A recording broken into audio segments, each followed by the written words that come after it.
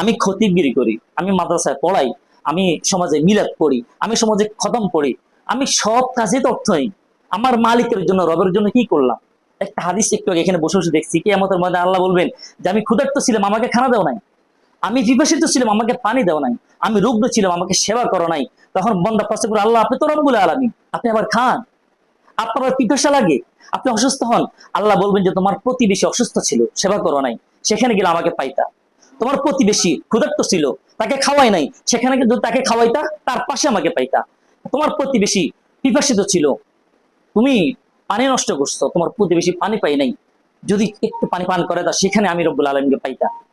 এই কথাটা যে সাদ্দাম ভাই বলছিলেন, আল খালকু ইয়ালুল্লাহ ফাআহাব্বুল খালক, সবচেয়ে উত্তম হলো যে মানবতার সেবা কর। আল্লাহর সৃষ্টি তো অনেক আছে, সবচেয়ে বড় সৃষ্টি হলো, সবচেয়ে উত্তম সৃষ্টি হলো, সবচেয়ে দামি সৃষ্টি হলো মানুষ। আমরা এই মানবতার সেবার জন্য এখানে একসাথে হয়েছি। আমার অনুরোধ থাকবে করজোর সবার কাছে, আমরা কমাস কম এই সংগঠনটাকে আমরা দল মতের ঊর্ধ্বে গিয়ে, আওয়ামী লীগ বিএনপি চরমনায় জামাতের ঊর্ধ্বে গিয়ে প্রত্যেকের জায়গাতে দল করুক, সমস্যা নাই, কিন্তু এখানে যখন আসবে তখন দলীয় ভেদাভেদ গুলো ভুলে গিয়ে মানবতার সেবায় রব্বুল আলামিনের সেবা করবো ইনশাআল্লাহ কিয়ামতের ময়দানে।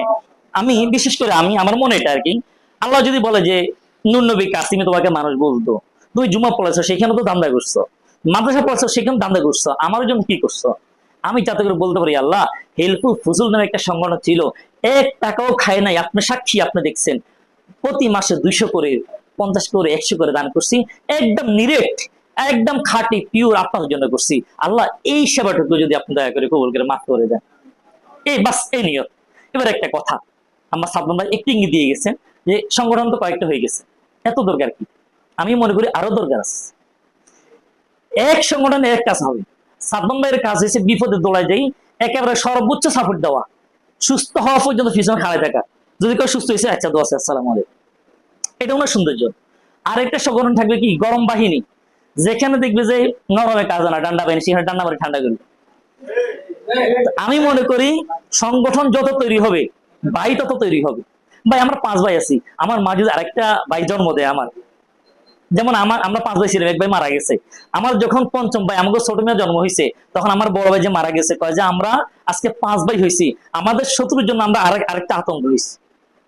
আমি মনে করি সংগঠন, সাদমান ভাই যে সংগঠন চালায় আমরা তার বিরুদ্ধে নয়, যেখানে সাদমান ভাই অফার হয়ে গেছে আর পাইতেছে না, সেখানে আমার হাত ইনশাআল্লাহ, যেখানে আমার হাত অফার হয়ে গেছে সেখানে আমার যুবকদের হাত ইনশাআল্লাহ, যেখানে এরাও ব্যক্ত হয়ে গেছে সেখানে কৃষকদের হাত ইনশাআল্লাহ। তার মানে হলো আমরা এক একটা সংগঠন এক একটা ভাই, আমরা এক একটা সংগঠন এক একটা হাত। সাদমান ভাই হাত যখন আমরা দেখবো যে সাদমান ভাই হাত দেখা যায় পানির মাঝখানে, সাদমান ভাই চেহারা নাই, তবে হাতটা সাদমান ভাইয়ের, মনে করবো এখানে হেলথের প্রয়োজন আছে, আমরা সবাই চতুর্দিক থেকে নৌকা নিয়ে হোক, লঞ্চ নিয়ে হোক, স্টিমার নিয়ে হোক, আমরা সবাই হাত ধরে টেনে সাদমান ভাইকে আমরা ইনশাল্লাহ উদ্ধার করবো ইনশাল্লাহ। এটা উদ্দেশ্য, আল্লাহ আল্লাহ আল্লাহর কসম, এর ভিতরে কি কোনো উদ্দেশ্য নাই। অতএব আমি কি বুঝাতে পারছি না এটা যে সম্পূর্ণ অরাজনৈতিক? ইনশাআল্লাহ। হুজুর একটা কথা বলছিল আমার ওস্তাদ সমতুল্য, যে অনেক সময় অরাজনীতি থাকে কিন্তু রাজনীতি পরে হয়ে যায়। আমার উদ্দেশ্য এটা নয়, আমার উদ্দেশ্য হচ্ছে যে আসুন্নাহ ফাউন্ডেশন আপনারা চিনেন অনেকেই, আসুন্নাহ ফাউন্ডেশন যেরকম দল মতের ঊর্ধ্বে গিয়ে মানবতার সেবার কাজ করতেছে, আমার উদ্দেশ্য সেম এটা।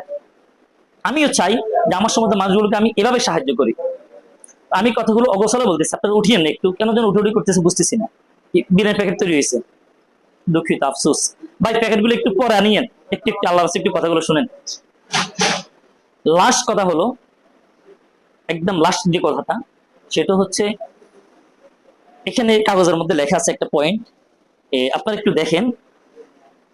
আবেদন, প্রতি মাসে সংগঠনে কিছু দান করে নিজের আখেরাতের পাল্লা ভারী করুন। ভাই আমরা মুসলিম, আমরা জানি আমাদের একটা বিচারের দিন আছে, হ্যাঁ, ওই বিচারের দিনে আল্লাহ তাআলা বিচার করুন পাল্লায় ওজন করে করে।